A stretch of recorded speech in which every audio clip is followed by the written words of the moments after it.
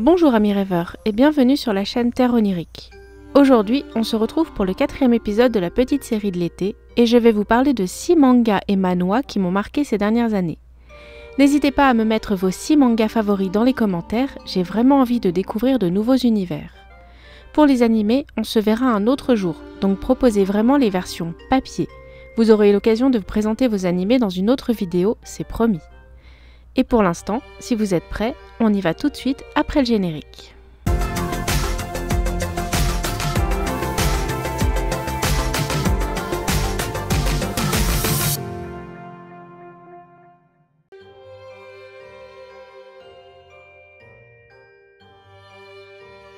Quand je repense à mes mangas favoris, c'est toujours Full Metal Alchemist qui me vient en premier en tête.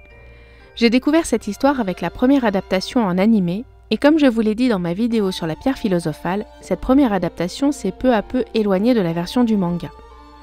Donc, j'ai acheté la version manga avant de regarder la seconde version animée. Alors Full Metal Alchemist, c'est quoi? L'histoire prend place dans un monde où les lois fondamentales de l'alchimie sont couramment utilisées par les alchimistes.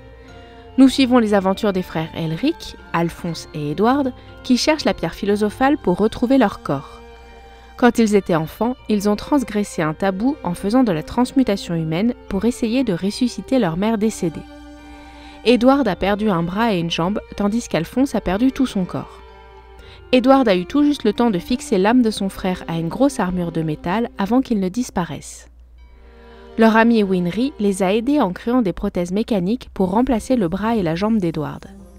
Et quelques temps plus tard, Edward est devenu un alchimiste d'État, c'est-à-dire une sorte de militaire alchimiste. Ce que j'ai aimé dans ce manga, c'est qu'on y retrouve vraiment de tout, de l'humour, du tragique, des rebondissements dans l'histoire.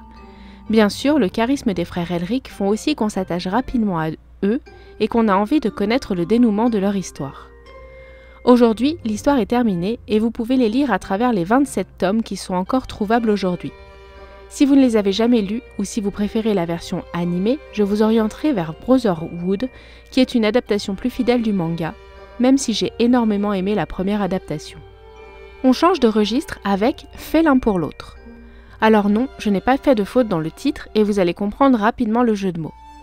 Ce manga se lit très vite puisqu'il est en 6 tomes seulement et au moment où j'enregistre, j'en suis au 4e, donc évitez de me dévoiler la fin de l'histoire. Vous vous en doutez peut-être avec le titre, mais Fait l'un pour l'autre parle principalement de chats. En fait, c'est l'histoire de Kensuke, un lycéen qui adore les chats, qui passe son temps à photographier les chats dans la rue et qui travaillera dans un bar à chats au fur et à mesure de l'histoire. Mais il n'a pas le droit d'avoir un chat chez lui parce que ses sœurs sont allergiques. Et surtout, les chats n'en ont strictement rien à faire de lui. Un jour, alors que l'une des petites chattes dont il s'occupe semble avoir disparu, il va rencontrer un gars complètement chelou qui se dit maître chat, qui parle le langage des chats et qui semble être un dieu pour les chats. Kensuke va être subjugué et il va tout faire pour devenir le disciple de cet homme afin de devenir lui aussi un maître chat. Je pense qu'il faut avoir déjà une certaine passion pour les chats pour pouvoir apprécier ce manga. Ce que j'ai aimé, c'est que sous couvert d'humour décalé, le manga donne quand même pas mal de conseils pour prendre soin de nos petites boules de poils préférées. Ce qu'il y a de bien aussi, c'est que c'est une histoire courte, donc on peut la lire rapidement et on sait tout de suite quand on commence à la lire qu'on n'en a pas pour des années et des années avant d'en connaître le dénouement. Perso, j'ai beaucoup aimé, les dessins sont plutôt mignons et l'humour décalé, c'est toujours un truc qui me fait rire. Si vous aimez les chats autant que moi, vous ne serez pas déçus. On va passer d'un truc mignon, kawaii de petits chats, à une histoire apocalyptique glauque, au moins vous êtes prévenus. J'ai découvert Dragon Head il y a très longtemps dans un vieux magazine de manga qui n'existe même plus aujourd'hui. Je me souviens qu'il n'y avait que le premier chapitre et j'ai été tout de suite fascinée par l'histoire et cette envie d'en savoir plus.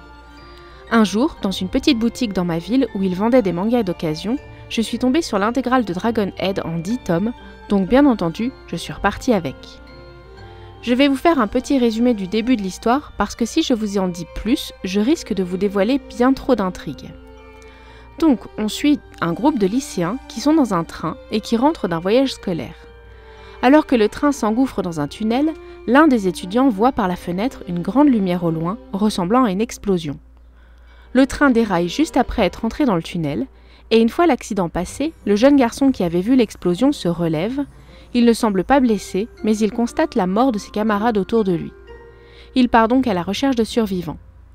Pendant un long moment, on ne sait pas ce qu'il se passe en dehors de ce tunnel, tout comme le protagoniste de l'histoire. Et franchement, on ressent cette ambiance étouffante, sombre, glauque, à la limite de la claustrophobie.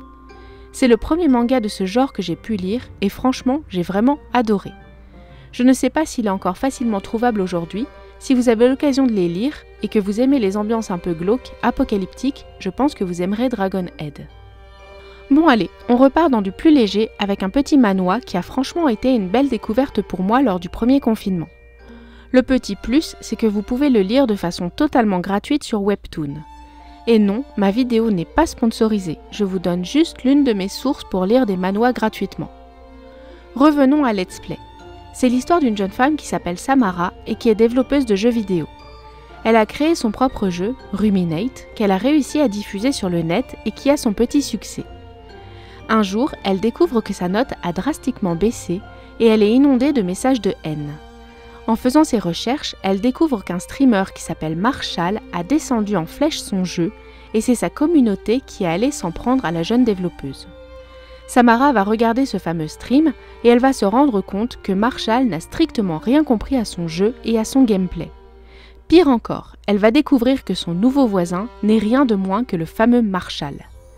Et franchement, je vous vois venir avec « ils vont tomber amoureux et puis voilà ».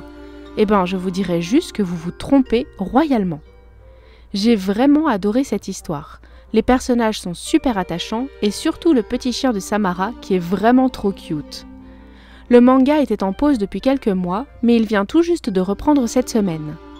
Il y a déjà pas moins de 127 chapitres disponibles à ce jour, il y a donc de quoi faire pour un long moment. Et pour finir avec Let's Play, je dirais qu'il ne faut pas s'arrêter au premier chapitre pour se faire un avis. Je pense qu'il faut en lire une petite dizaine pour vraiment savoir si on aime ou si on n'aime pas l'histoire. Et gardez aussi en tête que ce n'est pas juste une histoire de romance. Il y a d'autres sujets autour, comme par exemple la détresse que peut apporter la célébrité, et notamment dans un milieu assez récent qui est celui des youtubeurs et des streamers. Et je vous présente le petit français de la liste avec Sentai School. C'est le premier manga qui a été fait par Florence Torta et Philippe Cardona, et si leurs noms ne vous disent rien, peut-être que vous les connaissez mieux sous le nom de Nostaria et Barthémulius, les deux alchimistes insupportables dans la web-série Noob. Ils sont aussi ceux qui ont fait la plupart des bandes dessinées dans l'univers de Noob, et ils ont aussi travaillé sur les illustrations du jeu vidéo Noob RPG. Mais là, on parle de Sentai School, et c'est pas du tout l'univers de Noob, et c'est bien trop peu connu à mon goût. Sentai School, c'est l'histoire d'une école pour futurs super-héros avec des références à quasiment chaque vignette à de vieux mangas et de vieux animés. L'histoire commence avec le héros qui s'appelle Ken Heraclor, qui est un robot humanoïde intelligent qui se fait passer pour un vrai humain. Quand il se présente, il dit toujours « Bonjour, je m'appelle Ken Heraclor et je ne suis pas un robot ». Rien que ça, vous êtes tout de suite dans l'ambiance. C'est un manga qui est vraiment bourré d'humour et je sais qu'en l'ayant lu une bonne dizaine de fois, je redécouvre toujours des références que j'ai pas vues. Parmi les professeurs dans l'école, il y a Albator, qui est le professeur de ténébritude, il y a Letty Oscar, qui est professeur de déguisement, et il y a aussi Gigi, qui est l'infirmière de l'école, et Ken le survivant, qui est le jardinier, qui taille les haies en criant « Atatatatatatatata ». Après ouais, pour trouver toutes les références qui sont disséminées dans tout le manga, il faut au minimum connaître les références à la base, et je ne suis pas sûre qu'il soit si abordable que ça pour les plus jeunes d'entre vous. Mais l'histoire elle-même reste hilarante, surtout quand une école de super méchants s'installe juste en face de la Sentai School, et qu'on découvre que les directeurs des deux écoles se détestent à cause d'une histoire de doudou volée à la maternelle. Si vous êtes de la génération Club Dorothée, ce petit manga va vraiment titiller votre nostalgie. Mais si vous êtes plus jeune, n'hésitez pas à aller y jeter un œil, l'histoire reste tout à fait abordable aussi, et il y a des références plus récentes avec Yu-Gi-Oh par exemple ou Sailor Moon. Et on retourne sur Webtoon, puisque le manhwa que je vous propose maintenant est aussi disponible gratuitement sur leur site et leur appli, et je vous jure, je suis vraiment pas sponsor. True Beauty, c'est le tout premier manhwa que j'ai découvert sur leur appli, et je sais pas pourquoi, mais j'ai vraiment accroché à l'histoire. C'est plutôt basique comme pitch, mais l'histoire est centrée sur une jeune fille coréenne qui ne se trouve pas jolie et qui va devenir une pro du maquillage pour pouvoir se sentir plus belle. Un jour, elle va faire la connaissance d'un garçon qui s'appelle Suho, qui va être le premier à, entre guillemets, découvrir sa vraie apparence. Il est le seul garçon du lycée à connaître son secret et savoir à quoi elle ressemble sans maquillage. Elle va avoir peur qu'il n'en parle et va se rapprocher de lui petit à petit. True Beauty, c'est aussi une histoire qui tourne autour d'un triangle amoureux, puisque deux garçons sont amoureux de la petite héroïne. Mais c'est aussi un manhwa qui montre l'envers du décor des idoles, de la K-pop et du problème de la réussite scolaire et professionnelle en Corée. Et même si l'histoire tourne fondamentalement autour d'une romance, on en apprend aussi beaucoup sur cet univers si peu connu pour les petits occidentaux que nous sommes. Perso, j'ai fait une petite pause dans ma lecture de ce manhwa parce que j'avais plus trop le temps et parce que j'aime bien avoir plusieurs chapitres disponibles pour pouvoir tout lire d'un coup. Je crois que je dois en être au chapitre 125 sur les 158 disponibles en français. Je sais aussi qu'ils ont sorti un drama en live action sur cette histoire et qu'il a été plutôt bien noté, mais je ne l'ai pas encore vu. Et pour finir avec True Beauty, l'histoire est toujours en cours et il y a un nouveau chapitre tous les mercredis sur le site et l'appli en français. Et voilà, on en a fini pour aujourd'hui avec la catégorie des mangas et des manhwas. J'espère que cette petite vidéo vous aura plu.